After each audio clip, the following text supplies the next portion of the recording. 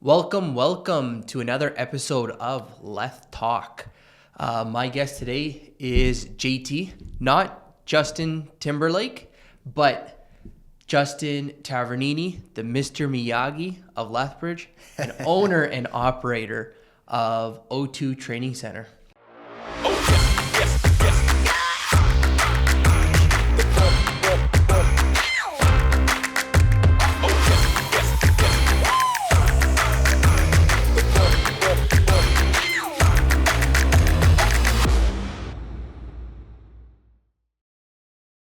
Thank you for joining us today. Thanks for having me. Pleasure to be here. Yeah. So you kind of know why I picked the name Let's Talk?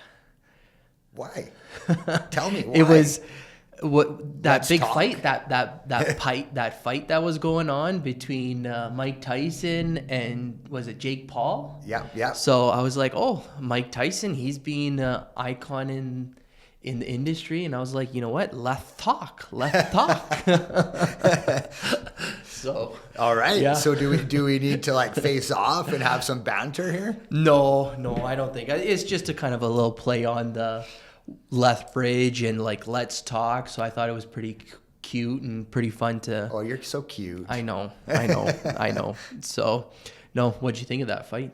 The Mike Tyson fight? Yeah. It was exactly what I thought it was going to be. Did you think it was going to be like rigged It or wasn't staged? I guess. No, it probably wasn't staged or rigged. But you know, the thing is I had people coming into the gym that whole week leading up to that fight, and they were convinced that Mike Tyson was just going to destroy this kid, and I'm like, no, he's not.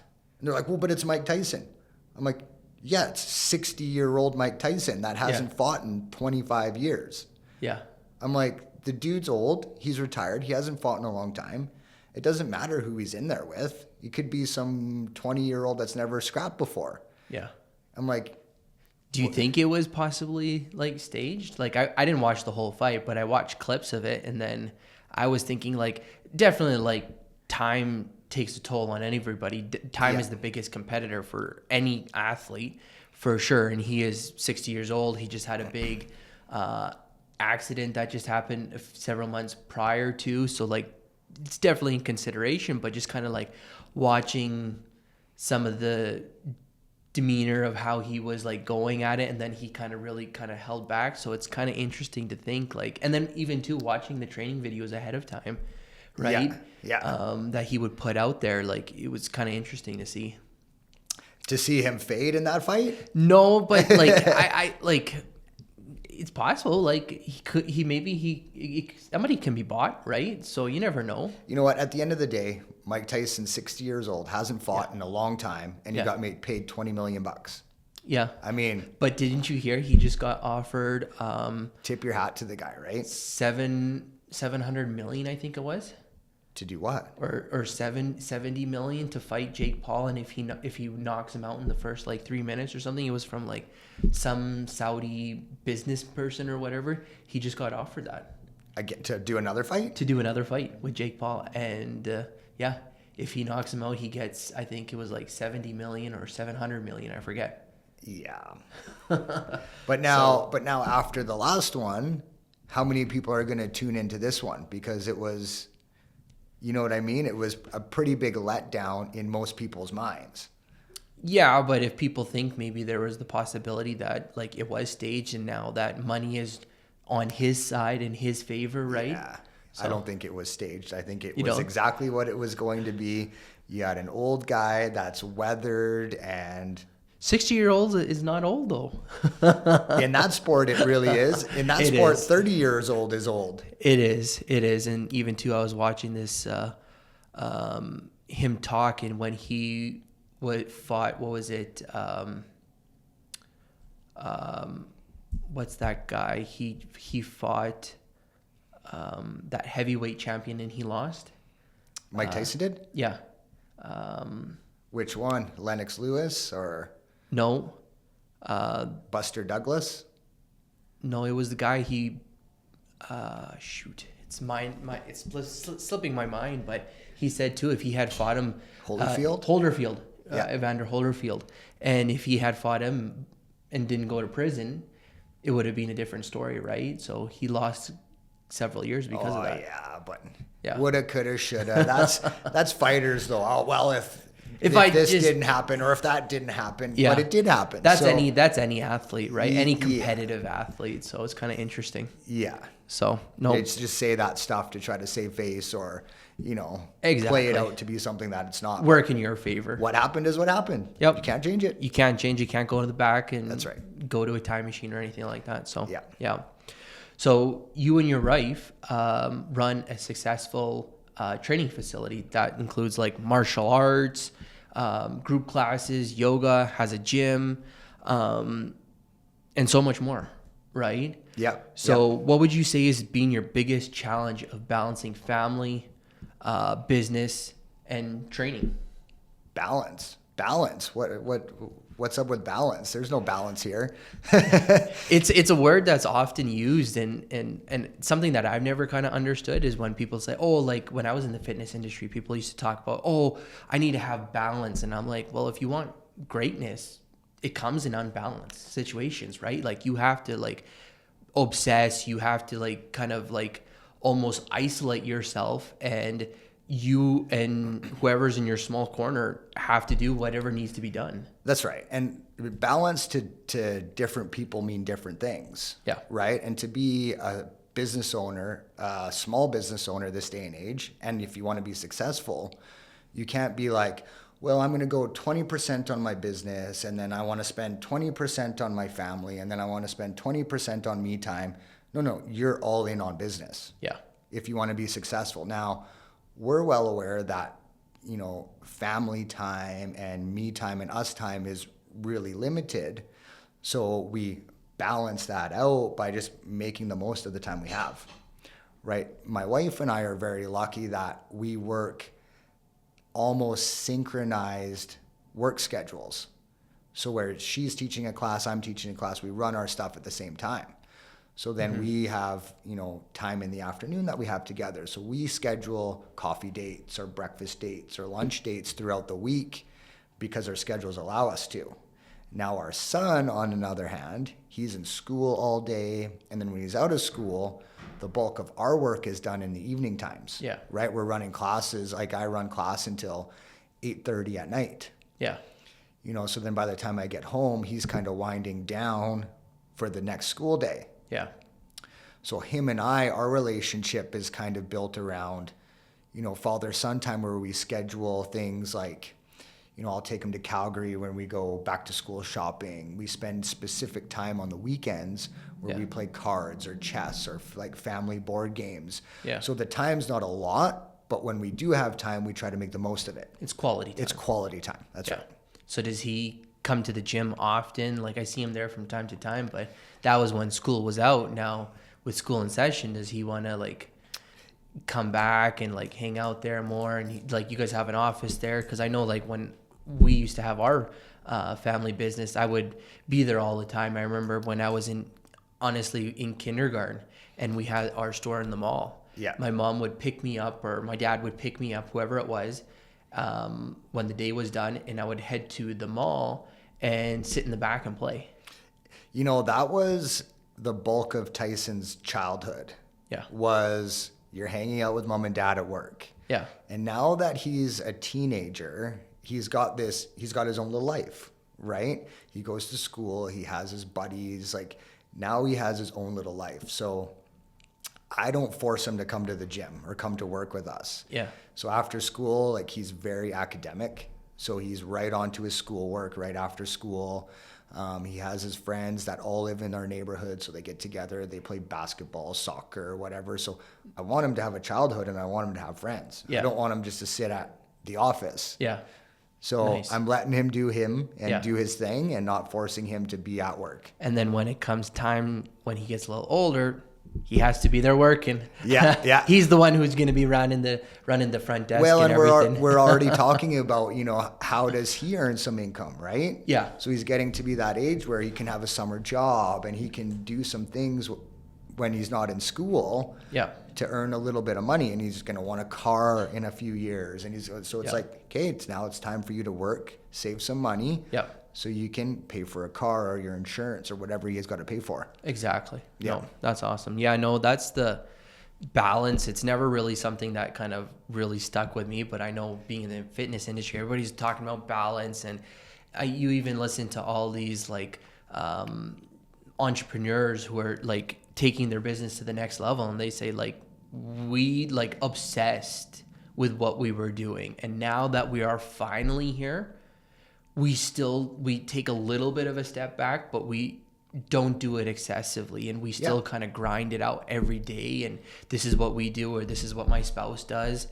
And because I was even a couple times listening to that, was it Alex Harmozy or whatever? Yeah. And same thing, he works with his wife, and that this is her duties and this is his duties, and they just pound it out, right?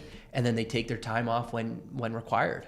And you start to get into those habits and routines, right? Your work habits become habits, and then all of a sudden you're like, well, I'm used to working at this pace, with this amount of load, so you just become accustomed to it. Yeah.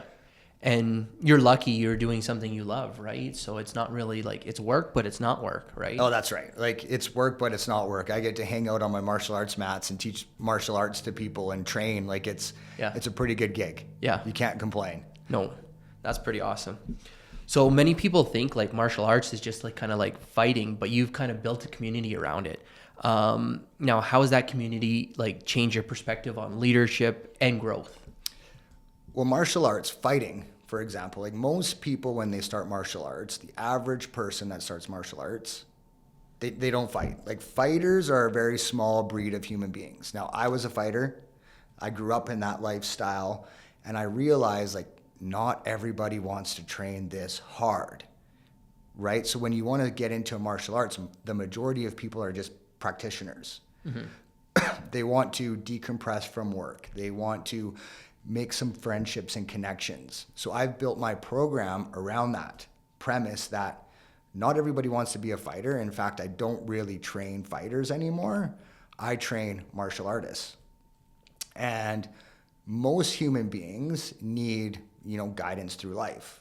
And that's, I'm teaching somebody martial arts, I'm teaching them skills, but I'm also realizing that the role that I play with my students is like a mentor role, where they'll come to me and they'll ask me questions about their relationships with their spouse or their children or what's going on at work. So you offer counseling services So too. I offer counseling services, that's right. That's right. But you build these relationships with these people because, you train with them 5, 6, 7 times a week. You're spending all this time with them and they become comfortable with you. Yeah. Right. So as my leadership role, it's something that I never thought was going to happen for me. But now, I have students coming in and they're like, hey, Justin, I have this problem going on. Like, what are your thoughts? Yeah. And I can be open and honest with them. And I can say, this is my thought on your issue. Some of it has to do with you and how you're looking at it. Some of it has to do with the situation. And this is what I would do to change it. That's pretty interesting. I never looked at it in that sense. But I guess it's because they're looking up to you, or they like you are like basically their teacher. They're like, it's discipline was what you're teaching them. So you're trying to get them to look at things in a different perspective. That's right. So you teach them how to be a martial artist and how to be a good training partner. And, I have these, I call them mat chats often with my students, where we'll be in class and I'll get a question on, how do you just choke somebody more? Well, it doesn't really happen like that, right? You have to build the skills around the situation. Yeah. And so I start to explain to them, it's not about like choking and winning all the time, right? It's about having fun. Are you having fun on the mats? Are you building connection? Yeah. Are you building community? Are you, detaching from stress? Right? That's a big one. So when you're on the mats training, and if it's causing you more stress, well, you're not training right. Yeah. You should be training and like not thinking about, okay, I have to just go home and then do laundry after this, and then... It's kind of clearing your mind. That's right. It's clearing your mind. Yeah. Okay. That's so I have these chats all the time with my students, sometimes during class, sometimes after class. Oh, okay. Yeah, I'm that competitive spirit. Remember that I had my ask you. I'm like, so like, how do you guys determine on like... How do you win? How do you win, right? That's right. Like, and just because I'm just so competitive. Yeah. And like... I don't know how I'd do then if I joined the class. I'd be like, okay, I got to win. How do I win? What do I got to do? But define win. define win. That's the thing. And that's when I asked you like about the testing, right? Like, Yeah. how does that work? And like, is it just like, as long as you like make the person tap out or like choke them or whatever out or whatever you want to call And it? to the majority of people, that's what they think winning looks like. Yeah. I beat you. Yeah. But maybe winning to somebody else is, I just got better at this one skill. And that's, everybody has their own kind of own goals and like leveling up to a different level, right? So like it's same thing like when I was in bodybuilding, like you look at you focus on you. And if you do the best that you can do, you can't look and compare yourself to that other person, because then it doesn't matter. It's not going to change anything. That's All right. you can do is kind of work harder and keep on pushing. And then there's always those people on the mats, especially in martial arts, where there's always people that are kind of an equal skill level to you. So you can have these matches where they're back and forth and you can feel good about them. But then there's always the people that are better than you, where you're like, man, that guy always gets me. Yeah. I always get caught by that guy. And then eventually, the more you train, it's like, oh, you're getting caught less. Yeah. Now you're escaping more. Oh, and then now maybe you're starting to catch him a little bit. Those are wins, man. So it's Just more about because you're- personal growth. That's then. right. Just because you're still technically losing, Yeah. you're building enough skill that you're not losing as often. You're developing in a way that it's like, okay, I'm going to counter his move by doing this move. Yeah. Right? You're starting to think about the game a little bit differently. Yeah. No, one thing that it's been like 8 or 9 years since I last competed, and one thing that my coach and trainer kind of said to me, and it's stuck with me since, is there's 365 days in a year.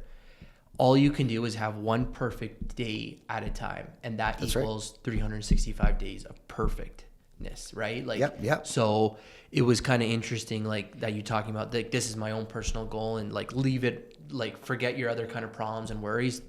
We're on the mats. We're here to have fun and like continue to grow, right? That's right. Physically, emotionally, and so Mentally. much more mentally, Yeah. right? Yep. So that's kind of interesting. So I guess with like Christmas and New Year's around the corner, what is kind of the biggest myth that you would kind of say that people kind of get choked up on when they're starting their New Year's resolution? And what would be the piece of advice that you would give them to kind of help it stick? Start slow. Start slow. Start slow. And this is what I mean by that. Everybody builds habits, right? And so if I'm a 30-year-old male and I've never been into the gym before, and all of a sudden I have this New Year's resolution to be like, I'm going to go to the gym every day. I'm going to eat healthy every day. I'm going to drink 4 liters of water every day. Well, what were your habits before that?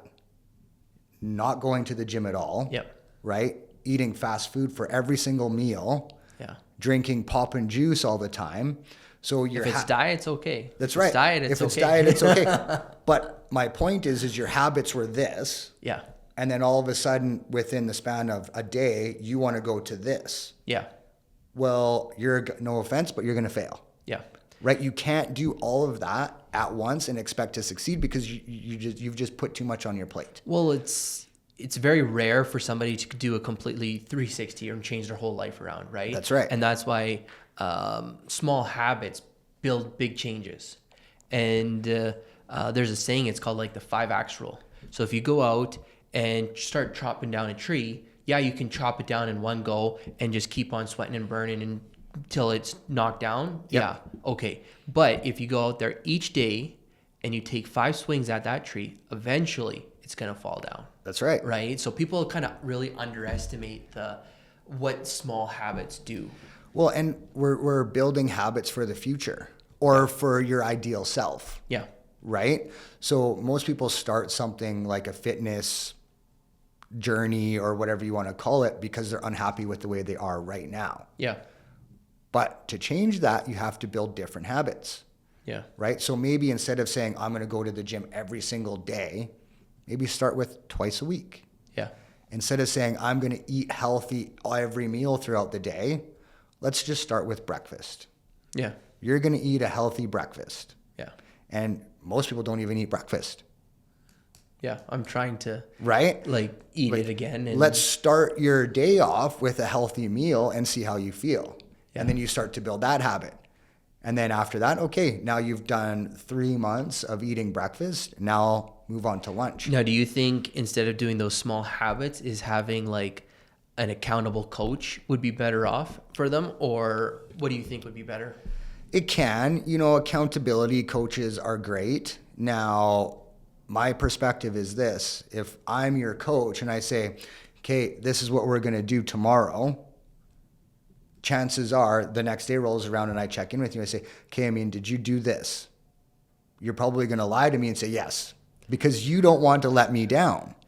See, that's where this is where the honesty comes in, right? So yeah. Most people aren't honest with themselves, let alone honest with the coach. I guess it's their drive or whatever, because like when I got my plan from my coach and he's like, okay, this is what you do.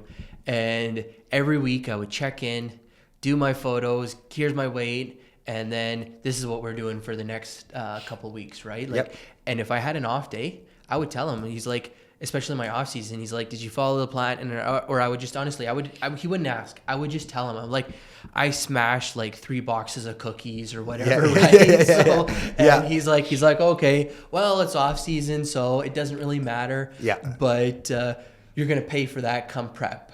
So I'm like, hey, I don't care, right? Like I can do cardio. It's not a big deal. But like, I still remember one time I slipped when I was during prep, and I told him. It was just because like I think I was in school, I was running the store, and I had like a big project, so I was up, and I think I slept like 22 hours that whole week. Yeah. And I said, you know what, like I ate something that wasn't even anything that was that crazy, but I told him, and he's like, honestly, that's not the worst thing. He's like, you not getting sleep is the worst thing. Totally. Right? Yeah. But for me, like, I don't know, that accountability is really helpful. That's why sometimes, like, now that I'm back training, I am doing it slow.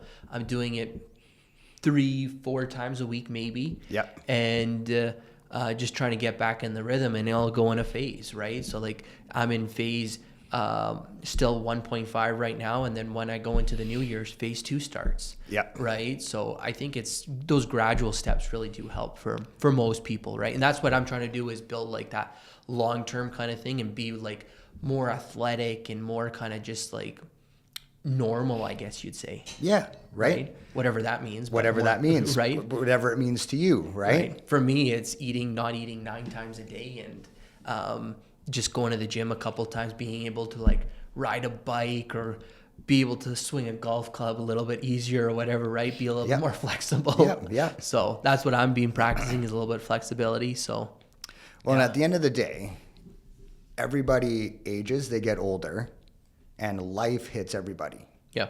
Right? So maybe you have kids, or you have a job that requires a lot of demand from you. So your own personal goals or time spent for yourself starts to really diminish. And that's where the habits start to come in. So maybe, okay, I missed my workouts for 3 or 4 days, but I didn't also miss my workouts and eat potato chips and cheeseburgers. And then you just have this compounding effect. Yeah. Right? So if you're missing one side, maybe the other side stays intact. Yeah.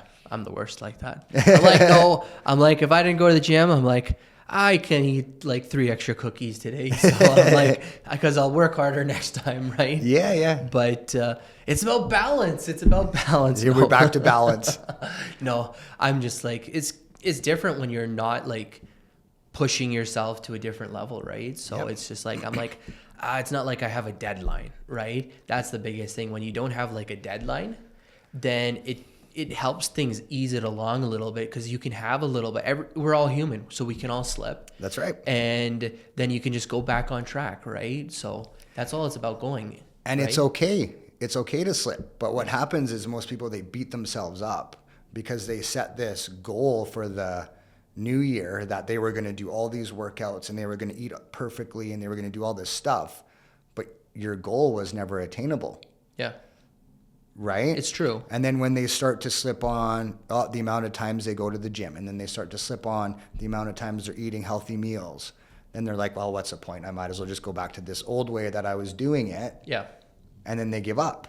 Well, that's the thing. But then that's like, it's just how bad you want it. You got to be like, it's different. You have to have that really competitiveness into you, right? Because like I missed my Monday workout because I'm supposed to go Monday, Wednesday, Friday, and Sunday. So I think I slept 3 or 4 hours on Monday. Yeah. Because I went to bed so late, and then so wasn't good to work out. So then I came on Tuesday, right? And then I'll go again today because today's Wednesday, right? So today's Thursday. Today's Wednesday. Wednesday, yeah. So then I'll go again today. So I'll go back to back, which I'm not supposed to do, but I got to do it, right? Yep. So because that's the biggest thing, you got to sometimes just put your head down and work.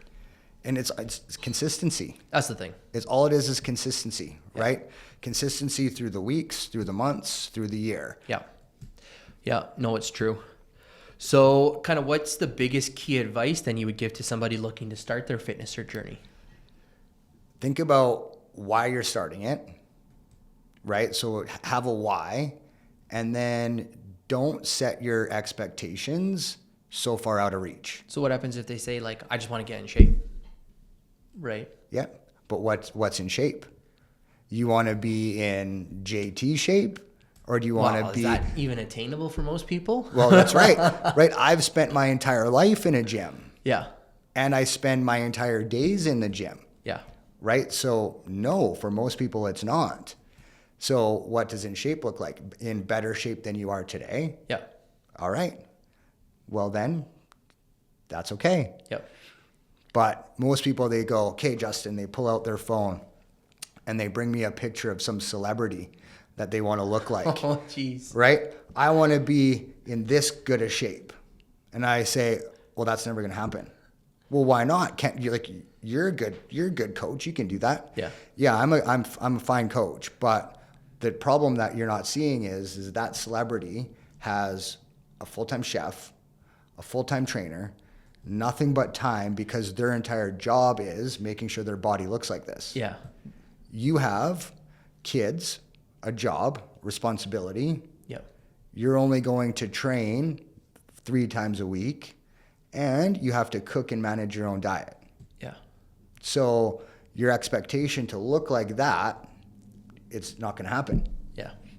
That's what I used to do is when I was training, I would look at, like, when I first started, I'm like, I want to look like that. And that's what I used to just do. Yeah. And that's the opposite of what I used to do. I'm like, I want to look like that. And then I would look at, okay, he's got bigger hips than me, so I can't look exactly like this, and kind of mold it together or find somebody else that I kind of want to push and strive to kind of be like and everything. So it just kind of goes, I guess, to how competitive you are and how much, right? Like how much you want to put into it. Yeah. Right? And maybe be okay with just having a goal to feel better. I would almost say is like one of the probably the biggest things is like focus on one thing, master it, and then move on to the next. Yep. Right? Because like it's like how you said, like people overwhelm themselves with this so much of all this kind of like we got to change our diet, we got to go to the gym 6 days a week, and like start with small steps. I would say that would be probably like your biggest thing, is because people completely, I think it's totally like underestimated how much you can do when you take these small steps. That's right. And enjoy the process. Have fun doing it. If you're not having fun, guess what's going to happen? When it becomes a chore, when it becomes something that you hate, you're not going to do it. Yeah, that's the biggest thing. Like I think like doing like not just like going and training in the gym, doing that kind of like martial arts, that's good cardio and physical activity, and like go like shoot a basketball, ride a bike, do something to kind of get moving, because like we're not designed to sit at a desk all day or whatever. No. Right? Like we're taking significantly less steps a day than what we were supposed to, and with how much like calories we're taking in now and everything. So it's kind of interesting to see. I have this one fella that started doing my kickboxing program about 10 months ago. And a couple weeks ago, he came to me at the front counter of my gym and he was like, Justin, I have to thank you. I'm like, thank me for what? He's like, well, by the time this year's up, he says to me, I'll have lost over 100 pounds. Wow. And I was like, well, I can tell, man. Like, A, you've been consistently coming to class. Yeah. You're shrinking by the week.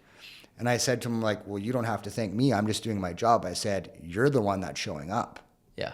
I'm like, be proud of yourself. Yeah. This has nothing to do with me. I'm just doing what I do every day. Yeah. You got to give some credit to where it's You got to give your credit to yourself. You could have easily phoned it in and been like, yeah, I lost 50. That's good enough. Yeah.